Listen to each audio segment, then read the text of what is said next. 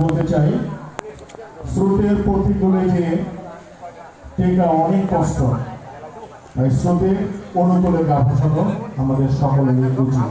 আমরা এলাকার মানুষ জানি, সাঁতার কেটেও জানি, পানির স্রোত যেদিকে যায় সেদিকে গা ভাসালে খুব দ্রুত গন্তব্যস্থলে পৌঁছানো যায়।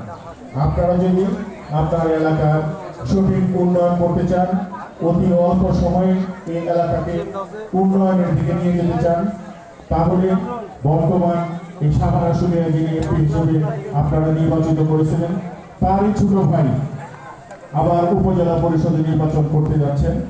আমি আশা করব উনি এমপি, ওনার ভাই যদি উপজেলা চেয়ারম্যান হয়, এই এলাকার আপনাদের চাহিদা মেটানো খুবই সহজ হয়ে যাবে। একজন এমপি আরেকজন উপজেলা চেয়ারম্যান, সেখানে এই এলাকার চাহিদা মেটানোটা অনেক দুঃসাধ্য হয়ে যাবে। তাই আপনাদের সকলের প্রতি আহ্বান জানাচ্ছি আমাদের এমপি দেওয়ান মঈনুদ্দিন বিপ্লব ভাইয়ের জন্য ভাই মনোভাবকে দোয়া করবেন, ওনাকে যেন আমরা উপজেলা চেয়ারম্যান হিসেবে পাই আপনাদের সকলের সহযোগিতা।